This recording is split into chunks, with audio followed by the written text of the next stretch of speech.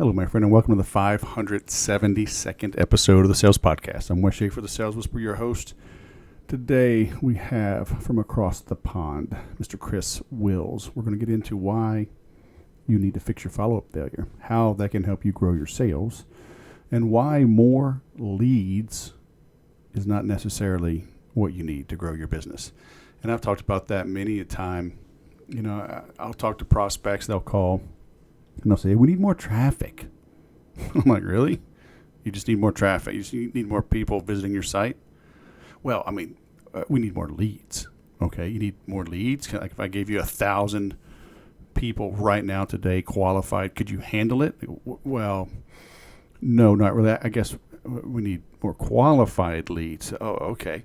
All right, what if I gave you 100 qualified leads? Could you handle it? You know, we start finding the breaking points. Most people, you know, you don't need more traffic. You need more qualified visitors coming to your site. You need more qualified prospects opting in, raising their hands, identifying themselves. Then you need a proven system that has been stress tested that can, you know, round robin assign the leads, stay in touch with them, track them, qualified salespeople that can nurture these leads, ask the right questions, disqualify them, which is what they should be doing, sift, sort, and separate rather than sell. So anyway, that's what I've been doing my entire sales career. It's what I've been helping businesses do since 2006 when I started the Sales Whisperer. There's a lot that goes into this. Usually it takes longer to set up than you think, but then you can run so much faster, so much farther with so much less effort than you think. It's the old adage that we overestimate what we can do in a year, but we underestimate what we can do in 3 to 5. So, that being said, you're in for a treat with this episode. You're in for a treat if you join us every Monday through the Sell More of Everything program. Come join us. All right? I will help you sell mo better, I promise. So come join us. Now, let's bring on our guest. Chris Wills, founder of Advisor Digital, all the way from Belfast. Man, welcome to the Sales Podcast. How the heck are you? I'm good, man. I'm good. How are you yourself? I'm good. With this advice you just gave me, we've been talking desks, and instead of some fancy desk, I might buy me a $129 gaming desk. So this is just going to change the whole game for me, man. I think it is, man, because like as I say, I bought a gaming desk there for the arm, for the monitors and the microphone, and it's been a game changer, you know, because you get all this stuff. The gamers, as I said to you, they figured it out. They've got the screens mounted, they've got the arms for the cameras. It's all pre-built. It just works better, doesn't That's it? so fun. I've been talking to a woman on Facebook Marketplace buying one of these adjustable electronic stand-up desks, but she hasn't gotten back to me. So it was meant to be, man. I think I'm meant to just have a $129 gaming desk. You're going to save a couple $100 on that there, and you don't need a stand. So that's going to be much better for you, you know, much better for you. Oh, that's so funny. So, man, you help people get more leads, grow sales, stop cold calling, understand the true value of a prospect. So what got you into this? You've been doing this for almost 7 years. Well, I mean, you've been doing marketing for a decade, right? Yeah, marketing for a decade, specifically with financial advisors for, as I say, the better part of 7 years. Got into marketing a number of years ago and started learning how to do Facebook ads, started learning how to do, you know, YouTube ads, way back, Google AdWords back in the day, like just search ads and Bing ads a little bit, learn how to do all of that kind of stuff, right? But where I was doing it in the space that I was doing it in back then was in the kind of like internet marketing kind of space. And what I sort of figured out in that space, like really quickly, is that's like a commodity. Like if you go internet marketing and everyone can do Facebook ads, everyone could do YouTube ads, or they were all talking about it, right? It was like a skill that everyone knew. I was watching another podcast a long time ago, and one of the things they spoke about was a guy who was very, very successful marketing agency. And one of the big things that he spoke about was one of the keys for his own success was he took his skills. So he's an internet marketer, right? Which is kind of the same space I was in at the time. And he really, really successful guy. But what he figured out was he took his skills, the internet marketing skills and all that he knew, to industries that had no idea about it. So brick and mortar businesses, so your service-based businesses, your insurance businesses, your home service businesses, guys that had really high value products. Because most people in internet marketing are, selling stuff that's really cheap. Whereas in B2B home services or financial advisors or insurance, these are big ticket items, but they've no idea how to sell them and they've no idea how to market, because those guys are really good at what they do and they're not so good at the actual marketing aspect of that. So I took that piece of advice on board. I was like, right, that makes a ton of sense. And I was listening to this on a webinar about consulting and marketing and that and just different things. And it was like, talk about picking your niche. And when I was younger, I wanted to be a financial advisor, want to be an investment banker. Don't know why, that was just like my thing that I wanted to be. So I was like, cool, well, those guys make a lot of money from their stuff. I'm going to work with those guys. And then went about just prospecting and marketing to start generating those guys as well. And for a number of years, we were the traditional kind of like marketing agency, ran the ads for the guys, would have set up Facebook ads, set up YouTube ads, Google AdWords, search ads, built the landing pages, built a funnel, and started sending these guys leads. And it worked, but really that's when I kind of seen the problem of, what I was mentioned to you earlier, is like more leads is not always the answer. And there'll be transition things to helping them get a more better back end to everything and have more of a consulting approach with the guys we work with now, because they need more leads and most of them don't have enough prospects or appointments. But if you put 20 or 30 prospects or appointments onto most service companies or shops like that, they don't know what to do with them. They let people fall through the cracks. They don't know how to sell them properly. They don't know how to follow up with them properly. And they actually get a lot less of a result than they should have got. And I think that's a big issue with a lot of marketing avenues of these kind of companies. When they hire people and they get more leads or that there, and it's so prevalent in that industry. They want to buy leads, they want cheap leads, hot leads, transfer leads, whatever, is they start stacking lead upon lead upon lead into a system that's fundamentally got like 100 holes in it. So really what we then were trying to do was go, well, you don't actually need 100 leads. Not many businesses in a 6-figure, 7-figure really need 100 leads a month. What they need is the ability to take leads that they have and to start actually converting them into appointments, into qualified prospects, and then into sales. So really helping them with the back end of the funnel as much as the front end, which is where I think a lot of these businesses focus most of their time on and forget about the back. And it's as important as just actually generating more leads. Yeah, it's kind of like the old adage, it's not how much money you make, it's how much you keep. I'm working with a client right now, and I was on site with them a few weeks ago and just picked up the phone, started making calls, and they realized like, oh, heck, they had the exact problem, right? They're paying for leads. They don't have systems in place. Guys aren't following up. They only close the hot ones. The rest just go away, and they're still killing it. Oh, he yeah. He had to change his ads. Like, oh, he's like, we just need to learn how to sell. He literally said, we just need to learn how to sell. I'm like, yes. A lot of those businesses, they have products that are really good, and there are people that really want them, right? So they're always going to sell people, or they get referrals. A lot of these businesses are people that get referrals, and the referrals close really, really well, and that's all great. But they leave so many of them out the back end, and it's the way they optimize for it is just, I think a lot of salespeople are focused in those teams and those businesses, or even the advisors or the owners, they're doing the sales in a smaller business. They're focused on the easy wins. They enjoy those. They know they're going to close a couple of clients easy. And I kind of I was joking with a client earlier. It's like fat and happy. They know if they do okay, if they just keep doing what they're doing, they're going to be great. They're going to be no problem at all. And they don't have that kind of push, or maybe they do try it for a month or two, and they don't put as you say, they don't know how to sell. They don't actually follow up enough leads. There's leads falling through the cracks when you go through like a CRM. And that's if a lot of them actually have a CRM too, as I find that's been very surprising, is how many actually have or use a CRM with them. That's one of my key fundamental things that I think everyone needs is a way. Are you saying a lot of them do not have a CRM? Do not properly use a CRM. Yeah. To be honest, they don't know how to use it. Maybe they put all the leads that they get into a CRM, but there's no conversations log. There's no pipelines being used. There's nothing. There's no, the smart views that you can do in a CRM. What you can do in a CRM these days is truly quite magical. And all those tools you can hook it up with, it's game changing. But I think that most people, they don't use them that much because it's hard work. It's a bit of work. It's the admin work they don't want to do as a business owner or as a salesperson. But every time we've implemented with a client using a CRM properly and worked with them on their CRM, that's been the most dramatic ROI difference I've ever seen. On top of spending more money on leads, getting more leads, just simply putting a CRM in place to be used effectively and used properly to follow the leads and making sure leads are not falling through the cracks.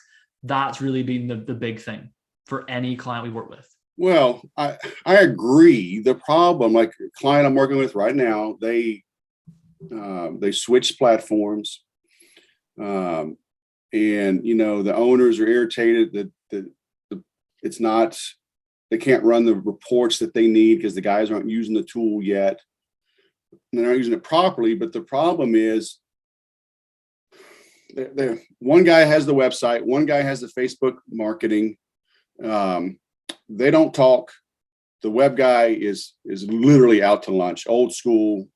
It breaks my heart. They spend a lot of money on a website. GT metrics, I think, does a speed test. Yeah. Right? Like your site has to load in 3 seconds. After 2 minutes, and a guy did it for me yesterday, then I did it separately. So we were across the country, different servers. Yeah. He ran it, it broke. I ran it, it broke. After 2 minutes, it just said, we can't load your site. Yeah. So they're paying this kind of money, right? So web guy, Facebook ads guy, they have a third tool for generating quotes. That system doesn't talk to the CRM. So you got sales guys that don't know this platform. They know how to do a quote. They're not going to do multiple data entry. They're getting leads sent by email because the web guy won't update a form. So the email comes into the boss. The boss has to forward that email in a round robin fashion. Remember which salesperson gets it. So now he's got an email. We got to call that guy. Now he's got to do data entry to get it in the CRM. Then they want to quote. He's got to repeat the data into the quoting tool. And it's like, yeah, they're not going to do all that. No, never. No, one of the big adages that we follow is like trying to make it as simple as possible for salespeople always. And that sounds extremely complicated. And the website thing alone sounds like a disaster. I think every time you've got the more failure points, and it sounds like there's a lot of failure points along that and things that can go wrong or things that people can forget to do. And look, people forget things, like everyone forgets things. It is what it is, right? But if having the quote system just talk to the CRM or having that data loaded effectively would probably make a lot of money. Make a lot more money for them on its own. But it may not be doable. I got a friend looking at the back end of this, and this quote tool, it's a homegrown thing the guy made for a niche industry. Yeah, doesn't have APIs. So all right, now we're looking at Zapier and parsing tools. So but you don't know what you don't know. Guys get into business. Oh crap, we need a quote tool. Okay, they get that. Oh, we need this. And the next thing you know, they're just putting out fires all the time. Yeah. It's crazy. Yeah. And you can go too far the other way as well. I had a client that was using a CRM. They had a guy brought in a consultant to fix the CRM for them. And he did it for about 6 or 9 months. And he had tried to put the entire business in this one CRM. All the support stuff was in it, when clients, with the happiness of clients, all this here. And it got so complicated and so complex that no one really knew what they were doing or how to actually use the thing. And I just asked the guy at one point, I was like, do you think your salespeople are selling more deals because of this CRM? He's like, not a chance. No. It just got all this data in it, but it had too much. It was like drunk on data. So you can definitely go too far the other way as well with it, where there's too much data in the CRM. It's finding that middle ground where I always try to look at what's more effective for getting the salespeople to make more calls or more sales, and just trying to let their job be as easy as possible and look, it sounds like you're trying to find the right option to get that quote in if you can, and having that, and hopefully that can be done, so that it can work. And there probably are ways of zapping it or taking the email that's sent and sending it to a certain Google sheet and then having that uploaded. There's probably some way out there to do it, but those things are what I find they're the hard things. A lot of businesses then go and put more money into lead gen or more money into marketing and forget about fixing, well, what's actually happening after I generate the lead, and that's so important as well. Yeah. And people, they don't know how to do it, right? But that's why I have a business. Yeah, it's the same for me. They knew how to do it and it was all easy. Yeah, they just don't think about it, and people just do, right? There's nothing's mapped out, nothing's planned. It's interesting how many salespeople, I'm a great salesperson, I close all these leads. And when you really break down the system, it's like your company just gives you enough leads that statistically you can connect with 25 to 35% of the prospects just naturally you're going to connect with. It's just statistics. And those people buy from you. Everybody else is wasted, literally. So because there's always someone who wants to buy the thing that you offer, right? There's always, like, if you spend money on marketing, you can just dumb luck your way into sales by just being there as the guy who takes the order. It's the 75% that you're kind of mentioning there, the ones that need the bit of extra work. That's where the money is made. That's where the profit, I always find, is found, because these ones here are going to buy, they pay for everything. But when you find, the further you dive into that second portion of leads, as you sort of were saying there, the 75%, you make exponentially more money for the business and for yourself if you're a salesperson. Yeah, because I talk to people, say, hey, you can, I can double your sales. It's like, and it seems unbelievable. It's like, I don't have the money to double my marketing. Like, you don't have to. It's like you got stuff just falling off the plate right now.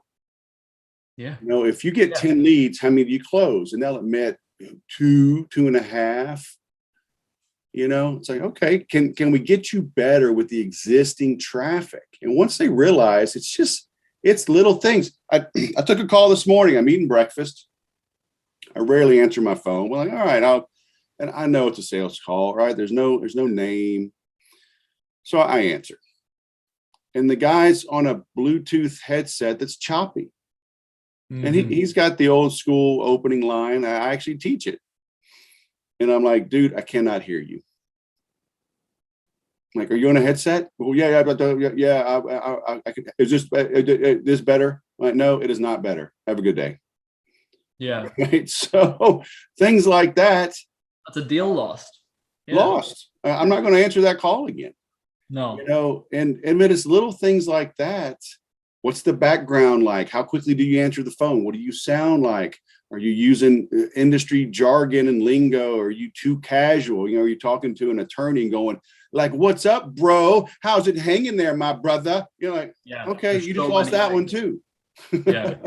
Yeah. There's so many things that are kind of a guy who was doing it. Suppose it was a very successful line. Similar to that. It was like, hey, what's up, Wes? And they're like, oh, hey, Wes, how you doing? And it was almost as if it was the old friend kind of thing. Yeah. And I was like, you take that into the wrong industry and it's going to bomb. Like it worked in the kind of industry they were in. It was all freelancers and that stuff. It kind of worked in there. But you take that to, as you say, attorneys, they're like, who are you? Like, why are you on the phone to me? They're not going to have a second for it. 50 to 65-year-old business owners, Yeah, they're not going to care about that. That's just like, going to get what's up, bro? Like, oh, you idiot. That's going to get you hung up on pretty much immediately. Like that's it. That's not going to do well for you. And it's looking at those things. And the script could be wrong for the industry.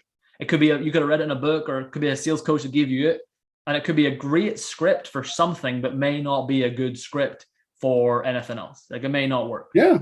Or and even for that part of the country. Yeah. Right? These guys, I was helping them. They're out in Texas, and I grew up in Louisiana and Texas. So it's I sold a little bit in a similar type of industry, not that exact one, but it's a different, it's like if you're selling in London versus, Northern Scotland. Oh, it's very different. Yeah. Different.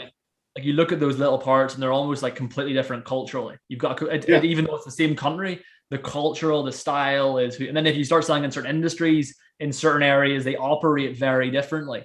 In Northern Ireland here, it's all very much family, who it's very, very different if you sold in a bigger city where that matters less. So those things are very different, even intra-state, intra-country in that as well as it. So you have so many different things to think about as you do it. And I always think that that's why I try to encourage all my clients as well. If they're the main owner, like if it is a small shop, if it's an advisory firm, it's a couple of people, to get or an insurance firm or that, to get the main person that they'll have contact with being the one that does the marketing content. I think that is so key. And it's a bit more, it's more work. And I think a lot of the guys, they think if I can get someone to do it for me, or get like, they call it canned content in the advisory space, like content that's distributed on a load, it'll be enough. But what you're talking about in that kind of intra-country, interstate, if someone's written that piece of content, it's going to all the advisors or all the insurance agents in the country. And I've seen that. You can scroll down my LinkedIn sometimes because I'm connected with hundreds of them and see the same post from like 40 guys. And it doesn't differentiate you at all. It actually ruins your differentiation. So one of the big things we say is the advisor or the owner or the main person they'll have contact with in a smaller firm should be the guy who does the content. If you're recording a VSL or a seminar or any marketing material, you should be the guy, because then they'll resonate with you.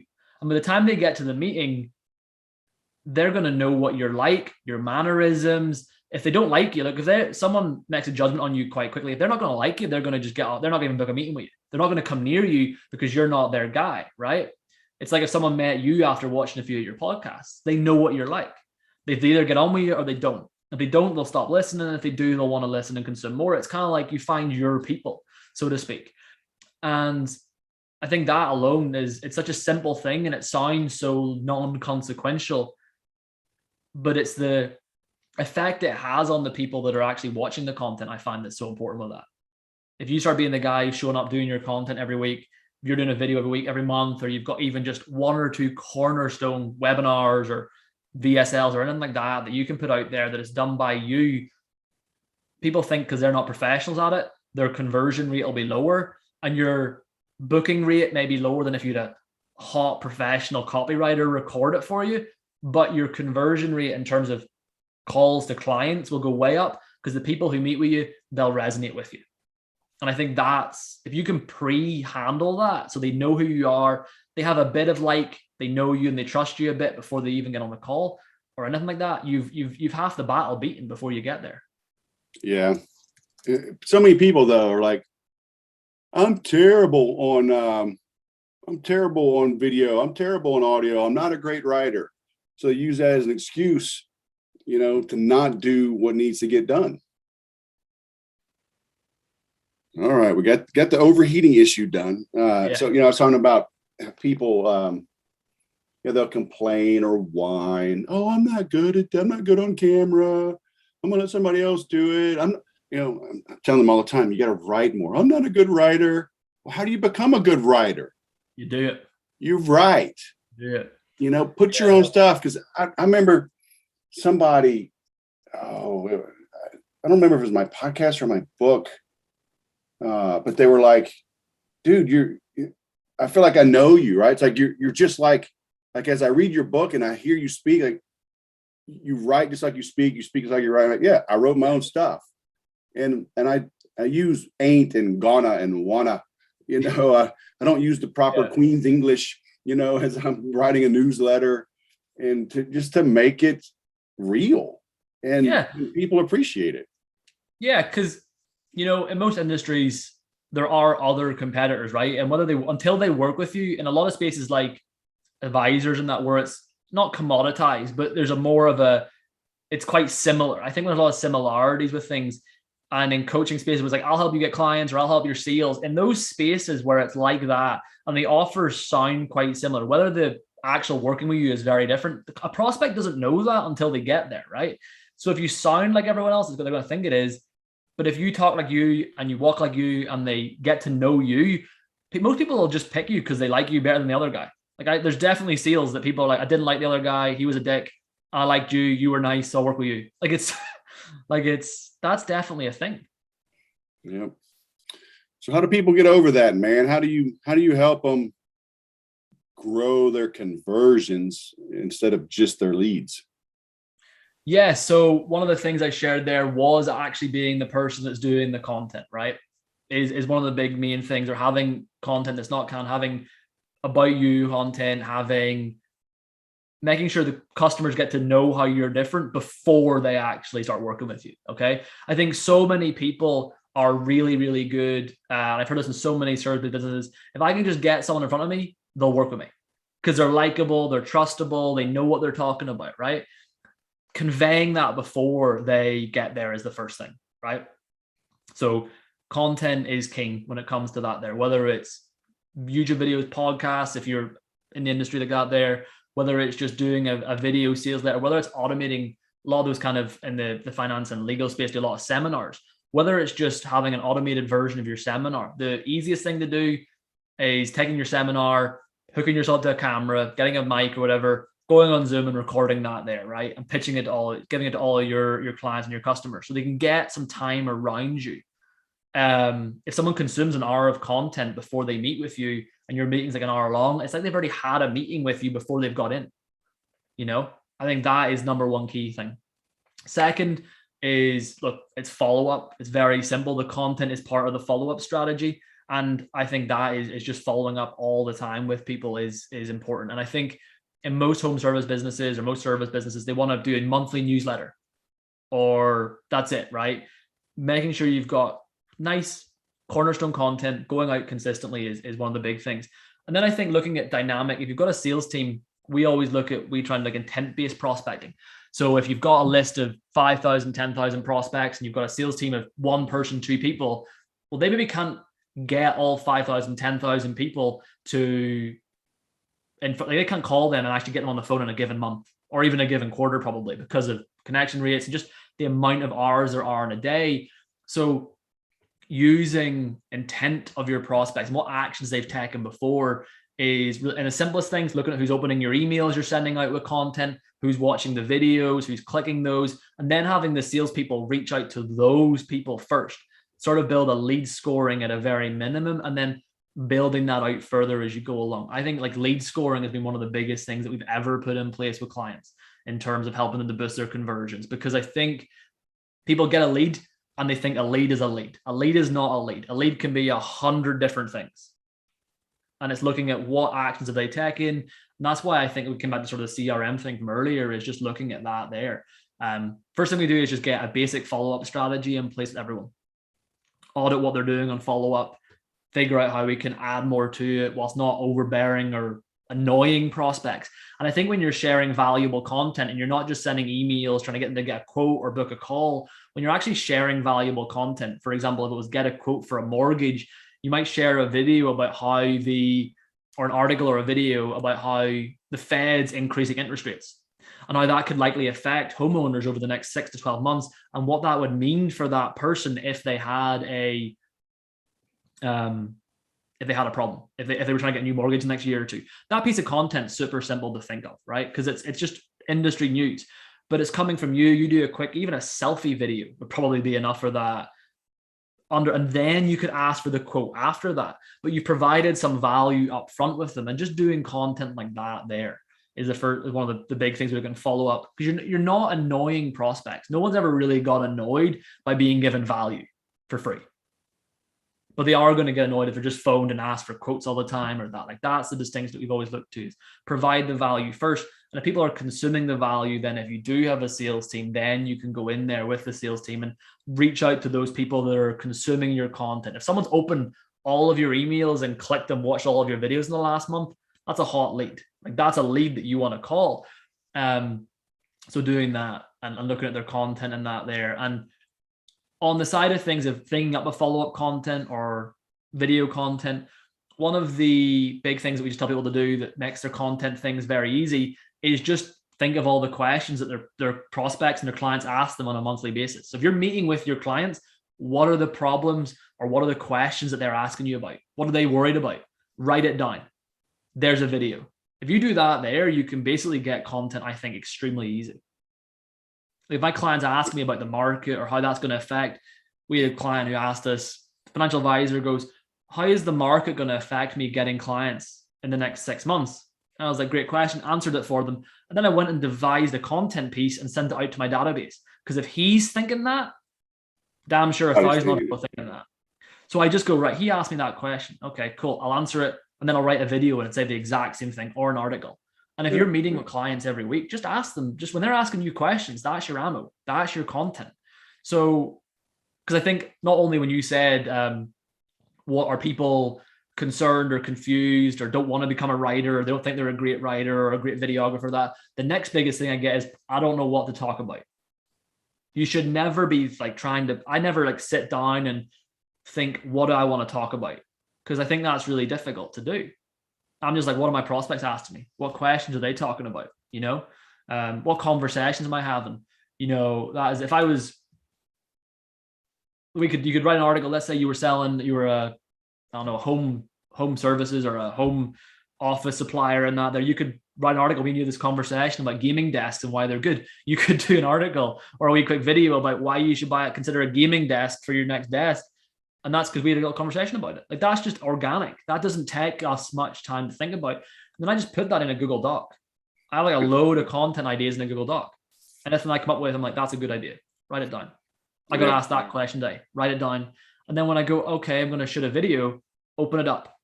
That's what I'm going to talk about. Yeah. So that's really simple. And I think that just simplifies the whole process for people, is what to talk about. Because if your prospects, if the people that are meeting with you in your business that have actually got to that stage are asking these questions, the people that haven't met with you also have these questions. And no one else has probably answered them for them, because no one else is doing that. So just go answer those questions before they get there. And if you answer a lot of their questions, they'll trust you. They'll like you a bit more. They'll know you a bit more. And the other thing is, if they like your answers and the way you answer that, and they think that's the right thing for them and they agree with it, they're way more likely to buy when you get them into it. Way more likely. I tell people all the time, they have gold sitting in their sent folders.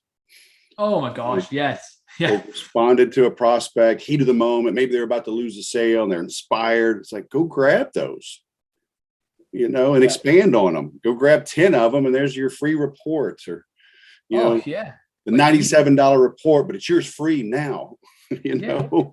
It's so, like, most people are sitting on gold. Like, there's gold in your database, there's gold in your list. They just don't know what they're doing with it. And most of them, as you say, they don't know because they don't know. Like, they weren't taught it anywhere.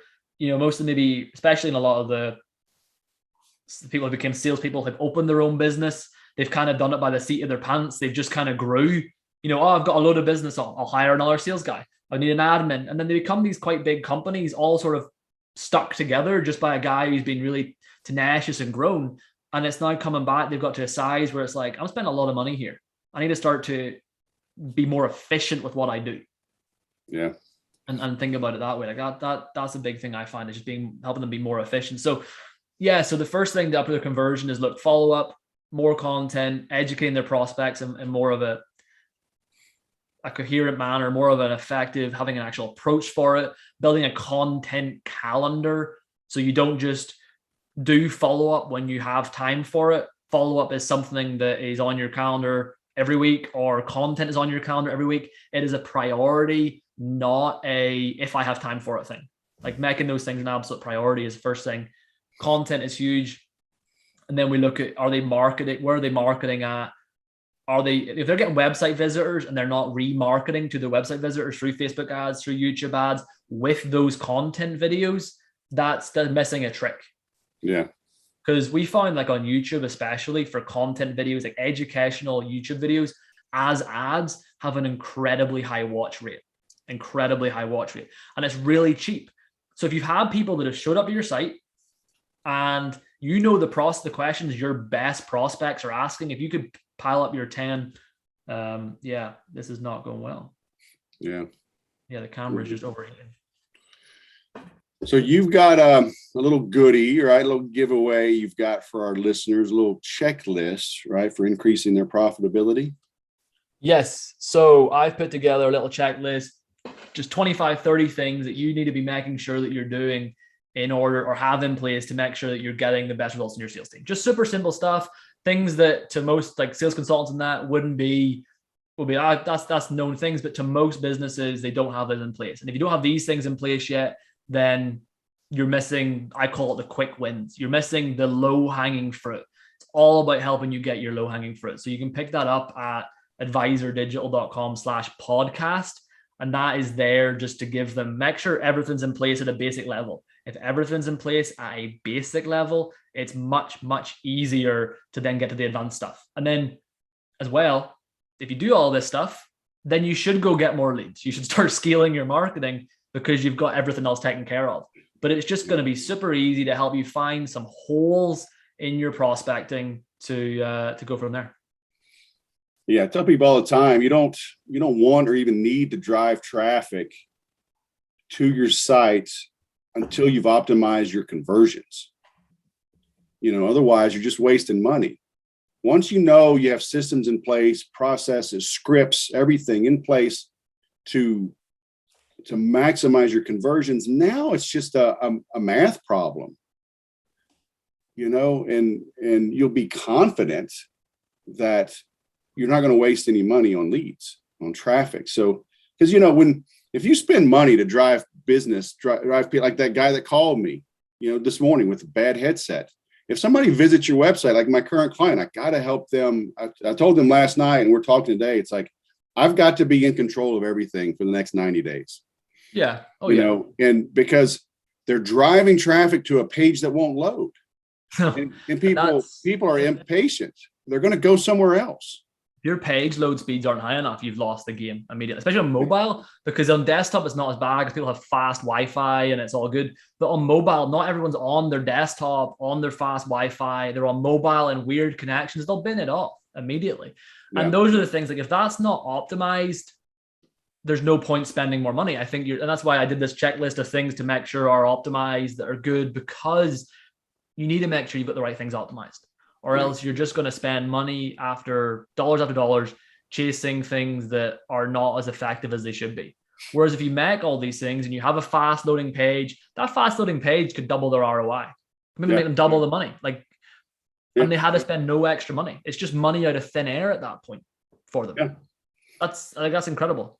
And it's more about eliminating, right? So, I had the guy on yesterday on my CRM Sushi podcast, and that's what he talked about when he's developing his tool. It's about elimination. I think it was, BMW, right? Less, but better. Yeah. So on their homepage, right? It's just, there's too many options. And literally, I'm going to strip that thing down. I'm going to cut it like 90%. I'm going to cut the navigation at least 50% and just give people what they want and just get them right to the contact us, right to the gallery, right to get a quote. There's not many things people really want or need to do on the website. No, and if they're driving traffic, anytime we drive traffic anywhere or any client, it's going to be a very specifically designed page just to get the action that we want. There is nothing else that can happen there. If you give people too many options, they'll never take the one you want, ever.